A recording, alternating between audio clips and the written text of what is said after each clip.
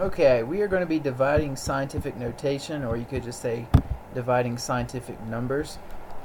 And I'm going to teach you guys the steps to getting the right answer. So 4 easy steps for this lesson. Let's go ahead and take a look at example 1.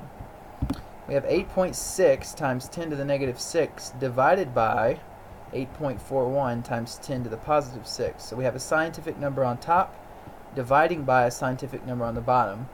I want you to think for just a second what you think you might do in order to divide these two things. I want you to recall a lesson we did before where we divided like bases, and hopefully that will help you maybe come up with a solution as to how to solve this problem. Alright, the first thing we're going to do is just divide the coefficients. Now another word for the coefficients is mantissa.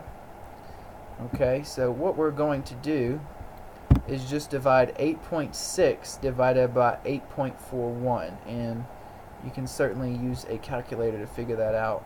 8.6 divided by 8.41. Alright, so here I have the calculator pulled up, Desmos, one of my favorite calculators. So it's 8.6 divided by 8.41, and we get 1.022592152. Certainly don't want to include all of those decimals. I mean, we can if we really want to be accurate, but for the sake of this, we're going to round to 3, so it's going to round to 0.023. That 5 will bump that last 2 to a 3. Okay, so that's the next example, excuse me. So that will give us 1.023 when we divide these two numbers. Okay, the next step we've already done, but I'll talk about that. You're going to divide the bases. Okay, so these are base 10s. We've talked about what happens when you divide like bases. You subtract the exponents. So you're going to do, this is the same base, 10. That's 10 to the negative 6 divided by 6, so you're going to do negative 6 minus 6. And I've noticed you guys and girls are getting better at showing this. So make sure you show the top exponent minus the bottom so you don't mess up. Okay. So it's negative 6 minus 6, which is negative 12, which gives us our new exponent. So now we have 1.023 times 10 to the negative 12, which is already a scientific number. Okay. However, this decimal right here is not always going to be in proper form. Let's suppose that this decimal point was over here. Then we'd have to move it back to put it in the right place. This is why step 3 and 4 are important.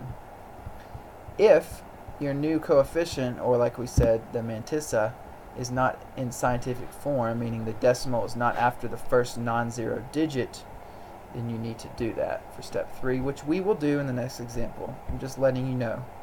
And then once you do that, there is a step 4. You'll then combine, once you convert, you'll have another base 10. You'll convert that, you'll multiply that by the other base 10 you have to get a new base 10. So make sure you write these steps down, especially for the next example, and for any example where this number is not in scientific form, the mantissa. So that's it for example 1. You know, this is a scientific number in scientific notation form, and we did that just by dividing these two numbers to get a new scientific number.